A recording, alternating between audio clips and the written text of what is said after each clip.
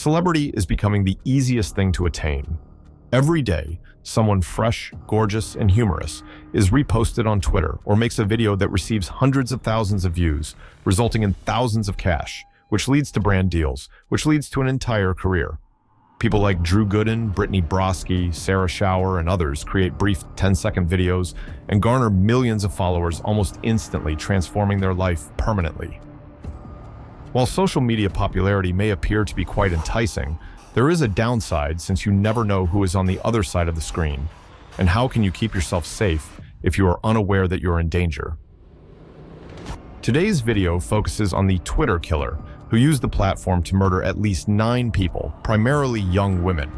Twitter is a prominent social network similar to Facebook, so you can see how quickly information can spread, but it also raises concerns about safety and the potential for misuse.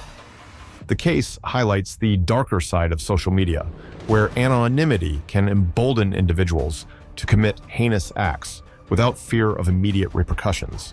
I'd like to mention the killer. The series of Takahiro Shiraishi, also known as the Twitter killer, whose cases horrified all of Japan in 2017, is a prime example of the perils of social networks where individuals may easily grow to know and trust one another. Takahiro Shiraishi was born on October 9, 1990, in a family with 2 brothers. Normally, people are affected by an incomplete upbringing, but Takahiro is different. When he was in elementary and middle school, his friends and instructors noticed that he studied hard. Although he did not study well until his crimes were revealed, his former acquaintances did not expect to see the same person, implying that he changed too much and too soon when he attended high school. Then, Takahiro had a girlfriend, who described him as a compassionate man and wouldn't dare to harm a fly. However, he will occasionally exhibit weird behaviors and attitudes, such as easily changing his mind, being frightened, or making sorrowful looks, particularly during this time. He also started to like playing violent video games. Things became clearer once his parents divorced, and he moved back to live with his father. Takahiro dropped out of college and began walking a dark path. In 2009, he worked in a supermarket. However, just 2 years later, in 2011, he resigned his job and became a broker who specialized in persuading girls to become girls, a prostitute in Japan's Kabukicho red light district. It is unclear why Takahiro abruptly departed his employment at the supermarket. It might be because his income was not enough, or he made a mistake and was fired, or it may be him. Want to find a more appropriate environment for the ill passions that are slowly rekindling within him. Takahiro was caught while working as a prostitution broker and received a 14-month suspended sentence as a result of this occurrence. So he lost his job and became unemployed at the age of 27. He had no money and an unlimited amount of spare time. He sat idle because he was nasty. Takahiro spent the majority of his day surfing social media, but his goal was not to entertain, or, like them, update the news in order to find prey, which is also the beginning of everything. The ennui of a sick psychopath has claimed the lives of 9 innocent victims. He frequently approaches weak girls who typically complain. He accepted responsibility online and asked them to die together, but in the end, he was the one who murdered them and continued to live the life of a serial killer. Takahiro notified his father in August 2017 that he had a girlfriend and wants to live on his own. Because the father trusted his son, he agreed to pay him rent every month. Takahiro moved to a new house on October 22, 2017, which also served as the bloody crime scene that eventually became a crime. The 2-story apartment complex housed 12 distinct apartments. The new neighbors thought this was a peculiar individual because the ventilation fan in his bathroom was usually on, implying that he was trying to get rid of the odor. A pungent stink pervades the entire flat, which is exactly coming from his own apartment, but Japanese people do not have the habit of being interested in other people's troubles. Nobody noticed about him at the time because he was different. The first casualty was 21-year-old Mizuki. Takahiro approached Mizuki and lied about having the same depression episodes as her on August 13th. These 2 persons planned to meet in 2017, but Mizuki brought a boyfriend with her, leaving Takahiro unable to intervene. Please pay attention to this friend, since he will bring it up again in a week. Following that, Takahiro offered to borrow money from Mizuki. With the excuse that he needed money to buy a new apartment, approximately 5,000 USD, and to make the deception more convincing, he and Mizuki visited a few offices, real estate broker, and real estate viewing.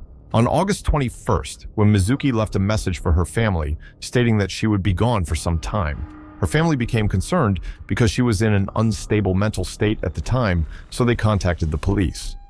The police quickly found Mizuki's phone in a women's washroom on a beach some 20 kilometers from Takahiro's apartment. Mizuki's disappearance is soon confirmed, as is the fact that Takahiro murdered her in his apartment that day. Takahiro would log all of his victims off by necking and then robbing them. The second victim is Kureha Isasa, a 15-year-old outstanding student at a nearby high school. Although she has an outgoing personality, Kureha Isasa is facing depression. At the time she discovered the prey, Takahiro approached the victim and invited her to his house, promising to help her. Kureha went home in her school uniform, but she didn't go to school. The camera recorded Kureha's final moments. At 7 p.m., when boarding the train to Takahiro's house, people often panic when facing death, no matter how strong they were before. When she entered Takahiro's room, she trembled and said that she had changed her mind and didn't want to do it anymore, but it was too late. Takahiro still attacked her. As he did with the prior victim, he stole all of the money from her wallet. The first and second incidents occurred only 5 days apart, while the search for Mizuki in the first event was still ongoing. At this moment, Sogo Nishinnaka, an old friend who had previously accompanied Mizuki to visit Takahiro, felt suspicious and later went to meet Takahiro alone to talk, ultimately becoming the third victim of the serial killer. The only male victim on his list, I believe that Takahiro did not have this intention before, but because he felt threatened, he killed the fourth victim, 19-year-old Hinako Sarashina, who also suffered from depression and also had a similar outcome to the previous victims. On September 23rd, Takahiro targeted the fifth victim, Fujima Hitomi of Saitama Prefecture.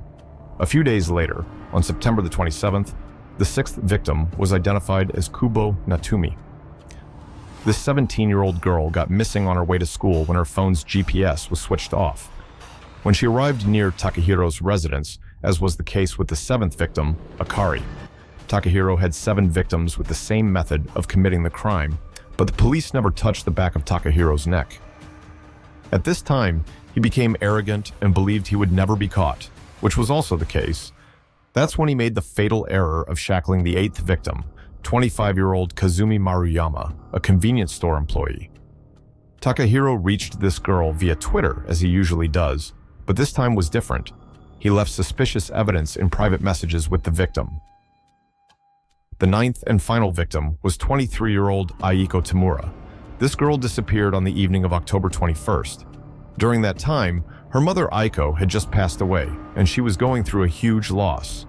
Takahiro grasped that and made an appointment to meet Aiko. However, before leaving the house, Aiko informed her younger brother that she would be meeting a friend.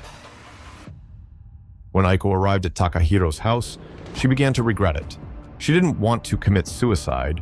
It was just the sadness that had driven her to despair. She needed time to recover, but Takahiro didn't care. He waited for Aiko to turn away and then pushed her to the ground. She resisted fiercely. However, this did not change the situation. Her fate was the same as that of the other 8 victims. And the Japanese police had another difficult night. But this time, they had more evidence, the first of which were surveillance camera footage and Aiko's phone's GPS location.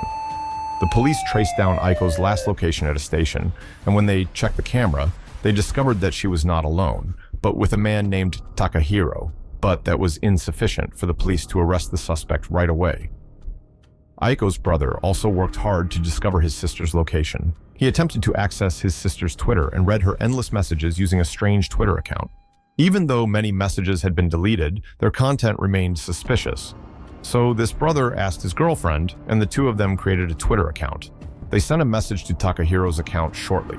This villain was soon deceived, and they told the police about their intention to meet with the perpetrator. When the brother knocked on the door and Takahiro opened it, he recognized his game was up when the cops asked where Aiko was. He pointed to the freezer in the corner of the room and revealed her presence within. The flat smelled of death and sorrow. Countless little fragments of body remains were discovered within styrofoam boxes, cardboard boxes, and black rubbish bags that Takahiro had not had time to dispose of. I'm not sure if it was due to innocence or the perpetrator's arrogance, but his only attempt to hide the smell of the dead was to cover it with the scent of cat litter.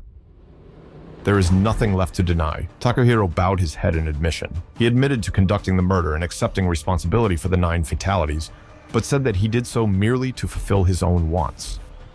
When the media reported on this case, the consequences rocked the entire nation. The perpetrator's bad attitude and ethics, as well as a variety of other details, are very alarming, particularly for the social media organization.